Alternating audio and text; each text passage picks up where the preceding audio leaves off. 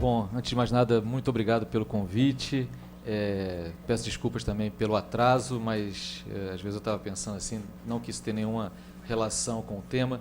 Certos processos, certos contextos, a gente consegue ter algum controle sobre eles.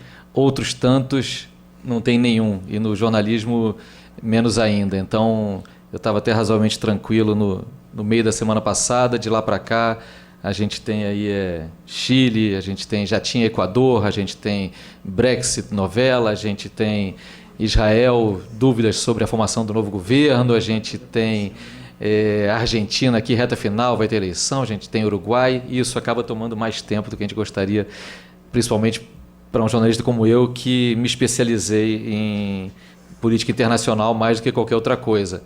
E aí eu estava vindo para cá e pensando, até antes disso, como é que eu vou iniciar? Eu tinha feito já um textinho inicial que eu joguei fora depois, como acontece com acho que 90% dos trabalhos de jornalistas, e você tem aquilo só como referência. Mas o que a minha profissão e o meu jeito de encarar essa profissão de jornalismo tem a ver com a censura?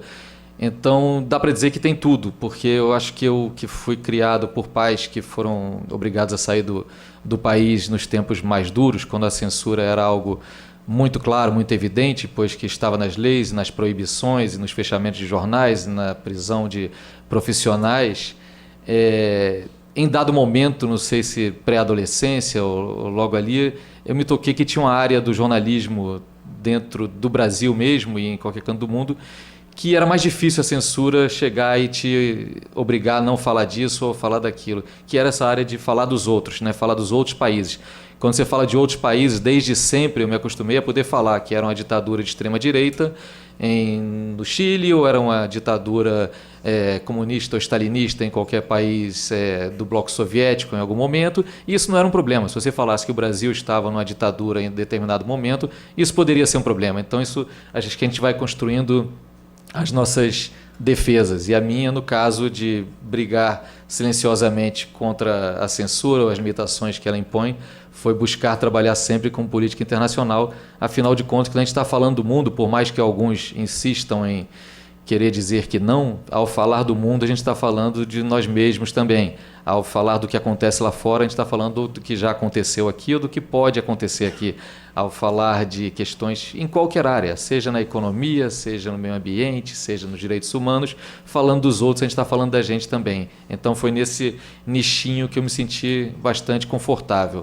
Agora, olhando mais de perto para o nosso tema, a censura e principalmente a importância de repetir a censura nunca mais, principalmente levando em conta nossas experiências recentes, a gente se depara com algumas situações. Uma, essa que eu mencionei agora, da censura clara, a censura que está na lei, ou a censura que pode não estar na lei, mas pode estar voltando através da boca de autoridades. Foi citado aqui o exemplo da Funarte, eu citaria exemplos também do próprio Executivo, que fala que um filme desses ou um filme daquele, um filme sobre prostituição, Bruno Surfistinha e tal, jamais deveria ter dinheiro, ou a revisão de uma campanha publicitária do Banco do Brasil. A censura também se manifesta nessas formas e muito claramente. Essa é uma censura que a gente também, eu cresci ouvindo dizer que na época da ditadura também, e vendo também, as pessoas acabam sendo mais criativas por conta da censura. Você é obrigado a criar alegorias, você é obrigado a criar metáforas, a usar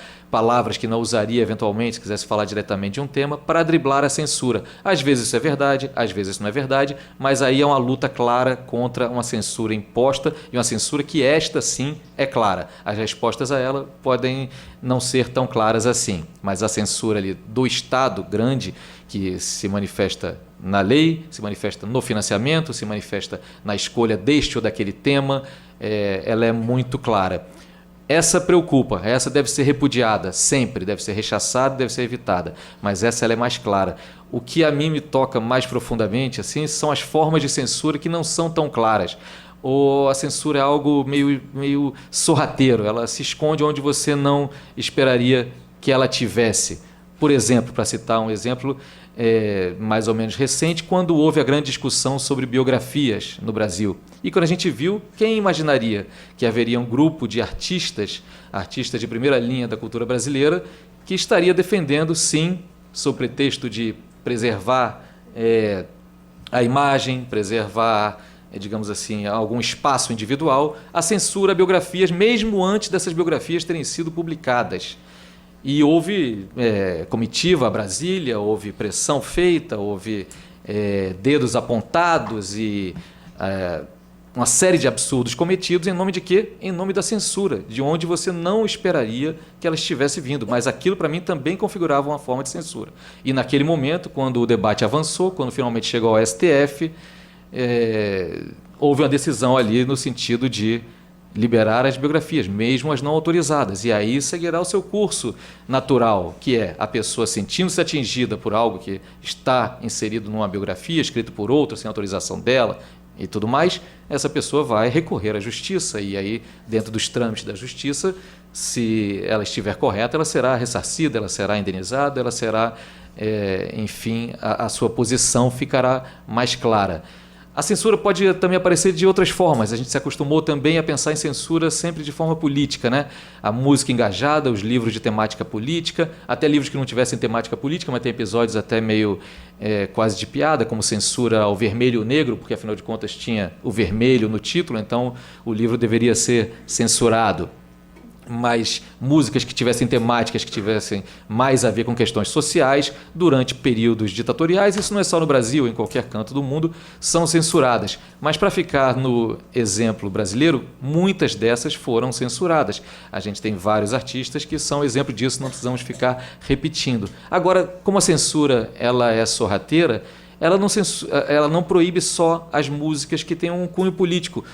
Músicas, conteúdo cultural, qualquer coisa que tenha algo de libertário, algo de contestador, onde quer que seja, também foram muitíssimo censuradas. E aí eu gosto sempre de lembrar do livro de um amigo, colega, do historiador, também jornalista Paulo César de Araújo, Eu Não Sou Cachorro Não, que trata exatamente de como os artistas ligados à música popular, só que não engajada, não da cultura do samba, nem da cultura de uma discussão política mais ampla, mas sim a chamada música brega, a música cafona. A gente vai pegar o Daí José, a gente vai pegar Agnaldo Timóteo, vai pegar tantos outros, sofreram também muitíssimo com a censura nos tempos mais duros, porque se a censura ela é, por um lado, sorrateira, ela é também estúpida, e a estupidez conhece poucos limites. Então, quando uma música de Odair José falava, por exemplo, de pílula anticoncepcional, né, pare de tomar a pílula, coisa assim, aquilo também não era bem visto na época pelo regime de exceção. Quando Agnaldo Timóteo cantava sobre a Galeria Lasca, falando da Galeria do Amor, onde estava implícito ali que ele estava falando sobre opções sexuais, ele também foi muitíssimo censurado, e isso às vezes acaba ficando de fora dos relatos da nossa história, dos registros, onde sempre há censura com motivações políticas. Então é bom a gente estar atento para isso também. Foi importante, Andréia, hein? O funk também entrando nessa também, porque tem a ver também com o uso do corpo, como ver a imagem, e não como uma manifestação cultural de um contexto específico, a partir de narrativas específicas. O funk sofre muitíssimo com isso. Bem lembrou a Andréia também a questão da Hebe Camargo, que uma pessoa de direita também pode sofrer censura, uma pessoa conservadora também sofre censura. Não vamos nos iludir quanto a isso. A censura é um mal, nesse sentido, bastante democrático, e ela precisa ser combatida o tempo todo, a começar por nós mesmos. Então imagina o que significa esse tipo de ideia na cabeça de alguém que trabalha com palavra, com informação, com transmissão ao vivo, que é o meu caso, né? Então eu preciso me policiar o tempo todo sobre o que eu vou falar, para ver se eu vou dar brecha para ser ou censurado, digamos assim, extraoficialmente, porque a censura não existiria oficialmente, ou se eu vou precisar me explicar muito com quem está ouvindo, quem está lendo, quem está recebendo aquele conteúdo que eu estou passando.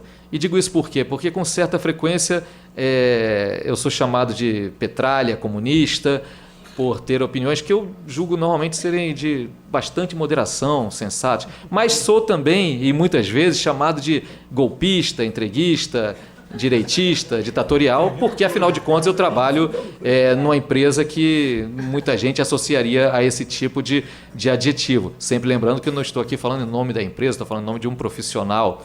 E acho que o fato das críticas, entre aspas, muitas aspas, porque não são críticas, à medida em que elas não suscitam nenhum tipo de discussão, são apenas rótulos lançados assim, como vem dos dois lados, eu tendo a repetir aquele velho chavão, que é: se vem dos dois lados, é porque alguma coisa eu estou falando meio de coerente no meio do caminho aqui, isso eu acho interessante.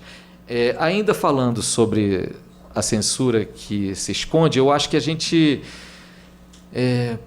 por, digamos assim, um mau uso, às vezes, do diálogo no próprio ambiente de trabalho, uma pouca transparência, às vezes, no meio jornalístico em geral, onde você entende que você está trabalhando neste ou naquele veículo, este ou aquele veículo, seja aqui no Brasil, seja na Inglaterra, seja na França, ele tem uma linha editorial. Uma linha editorial que pode ser mais ao centro, que pode ser mais à direita ou mais à esquerda. Mas eu acho que, a priori, qualquer pessoa que trabalha com jornalismo deve defender a liberdade de expressão e defender os valores democráticos. Trabalhando dentro desse escopo, não tem como você ser censurado pelo conteúdo daquilo que você está escrevendo, falando, dizendo e comentando. E, no entanto, e isso que preocupa muitíssimo, não raro a gente vê nas gerações mais novas profissionais que nem propõem determinada pauta baseados na ideia de que essa pauta não vai passar. Não vai passar porque a empresa não gosta de tratar dessas pautas.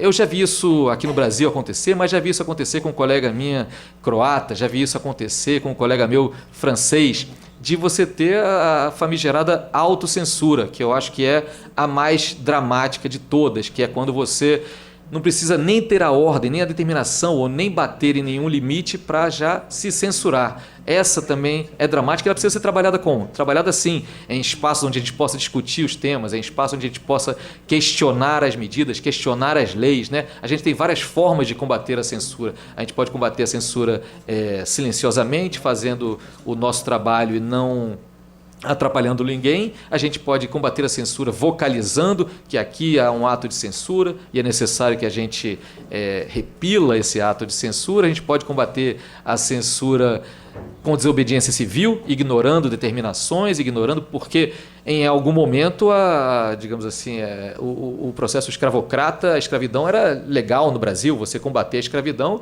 você estava trabalhando pela ilegalidade, você estava trabalhando por algo que não era o que as leis determinavam naquele momento. E, no entanto, não era legal, mas não era moral, não era justo, não tinha nenhuma relação com a humanidade. Então, este também é um campo no qual podemos combater a censura. Você questionar as leis vigentes, nem que seja para, em algum momento, conseguir pressão suficiente da sociedade para que isso chegue ao Congresso, para que a legislação seja alterada, para que os processos cheguem às cortes mais altas e que haja novas leis e novas formas de tratar com o assunto. E aí a gente cai no dia de hoje também, que é redes sociais e nós dentro delas. Redes sociais, nós, profissionais da imprensa, profissionais do jornalismo, profissionais das artes, profissionais das letras, atuando como, ao mesmo tempo, esse profissional e, ao mesmo tempo, atuando no caráter pessoal, né? E você também tendo que lidar com esses dois aspectos. Como é que eu vou conseguir não me expor demais, ao mesmo tempo dizer o que eu quero dizer, ao mesmo tempo enfrentar eventuais censuras que venham de colegas, de cidadãos comuns, de pessoas desconhecidas. Isso são novas formas de censura que surgem também, porque você tem os batalhões digitais, você tem os robôs que atuam coordenadamente, você tem uma série de outras ferramentas construídas para censurar também, que também precisam ser denunciadas e precisam ser combatidas. E não tem melhor forma de fazer isso senão discutindo esses temas, voltando a eles o tempo todo. Mas eu acho que, no fundo, o Estado censor, ele já nasce morto. A gente sabe que eles passam. A gente sabe que não há exemplo nenhum na história de um país onde a cultura tenha vicejado, onde a produção cultural tenha sido forte, grande, duradoura, que isso tenha sido feito à base da censura. A censura a gente vê hoje, a gente associa a censura mais clara e objetiva, a gente associa hoje a regimes como o da Coreia do Norte, o da Hungria, que foi citado aqui, do Viktor Orbán, que censura por motivos religiosos ou políticos, ou ao Irã dos ayatolás, ou mesmo a regimes que sejam claramente com viés ultranacionalista, ultraconservador, ultra-religioso, ultradireitista, ultra-esquerdista, eventualmente também. Se a gente for pegar a Nicarágua de hoje, a Nicarágua do mesmo Daniel Ortega, que lutou contra a ditadura Somoza lá atrás, hoje em dia a Nicarágua virou uma ditadura de extrema esquerda que se vende assim, se vende anti-imperialista, se vende anti-Estados Unidos e não deixa por isso de ser uma ditadura. Eu chamaria atenção também para um incômodo que é a imprensa e a imprensa livre por qualquer um que tenha pendores voltados ou de amizade com a censura. Não é à toa que recentemente, tanto nos protestos do Equador quanto nos protestos agora no Chile, jornais tenham sido atacados. E eu já tive discussões homéricas, inclusive, com gente da minha família sobre esses temas. Eu acho que o ataque a jornalistas, o ataque à imprensa, ele é um ataque à liberdade, seja esse jornalista, seja essa imprensa de direita ou de esquerda. Então, se no Chile você atacou o jornal El Mercúrio, que é um jornal tido como quase paraoficial da época ainda do Pinochet, sendo que não estamos mais nessa época, ou no Equador você atacou o El Comércio, acusado de ser um jornal governista demais, a partir do momento que você ataca uma das vozes que estejam ali soando, por mais que você não concorde com ela, você está impedindo qualquer forma de diálogo, de discussão e, em última medida, qualquer forma de democracia. Essas vozes, mais conservadoras ou não, elas vão aparecer. Bonito é o universo jornalístico onde você tenha todas as correntes ali contempladas. E aí a gente tem um jogo que não é muito equilibrado, porque entre as armas da censura oficial também tem a arma do financiamento. Falava-se aqui do financiamento artístico, mas isso vale para jornais, televisões e tudo mais também, porque você pode retirar todo e qualquer peça de propaganda de governo de determinado veículo e colocar em outro, e isso ser absolutamente orientado, no fundo, por um gesto também censor, por um gesto que beira ali o ditatorial também. Se a gente for lembrar, nos anos Lula, e até o governo Dilma também, mas houve nos anos Lula, no primeiro governo e também no segundo, uma inflexão muito grande numa pulverização das verbas de imagem do governo federal. Apareceu muito mais propaganda do governo em muito mais veículos do que costumava aparecer. E isso não era algo feito especificamente com um peso, eu diria, político tão grande. Havia ali sim uma intenção, até onde eu pude entender e pude enxergar, de fato democratizar um pouco esse dinheiro. Não tem como você escolher este veículo e não aquele simplesmente por uma questão editorial. Quer dizer, não deveria ter como. Acaba tendo. E é claro que nessa conta entram outras coisas. Em qual veículo anunciando a gente vai ter mais visibilidade? Isso não pode ser desprezado. Você quer ter mais visibilidade para chegar a mais cidadãos, a mais eleitores, a mais pessoas atingidas por campanhas de vacinação, por exemplo, programas de saúde e tudo mais. Isso vai ser levado em conta. Mas, desde que haja uma inflexão também na democratização desses recursos, você vai ver muito mais vitalidade no ambiente jornalístico. Lamentavelmente, o que a gente tem visto nos últimos meses do atual governo é uma inflexão que é muito mais editorial do que qualquer outra coisa, inclusive na distribuição de verbas, inclusive isso sendo dito e repetido sem nenhum problema em entrevistas, pronunciamentos oficiais. Então, eu acho que para esse tipo de censura a gente precisa estar atento, mesmo que a legislação não mude, mesmo que não haja novas imposições assim baseadas em lei, a gente precisa estar atento para quando a censura aparece na forma de discriminação religiosa, discriminação política, discriminação a partir do tema pura e simplesmente, e não porque aquilo de fato gerou algum mal a alguém que tivesse contato ou com aquela obra jornalística, ou com aquela obra artística. Enfim, não quero também tomar tempo demais da galera, nem sei quanto tá. Estou tranquilo? Está cronometrado? Tem um minuto ainda aqui.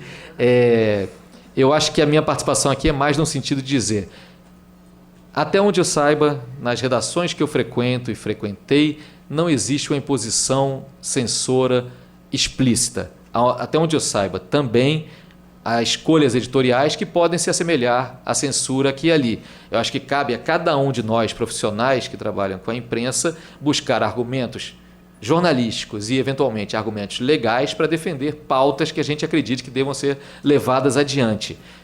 Na minha carreira pessoal, eu confesso que eu nunca tive uma pauta minha rejeitada pela pauta. Você pode dizer assim, não houve tempo, e aí depois eu vou ficar me perguntando se não havia tempo mesmo ou foi uma escolha específica. Mas pela pauta não.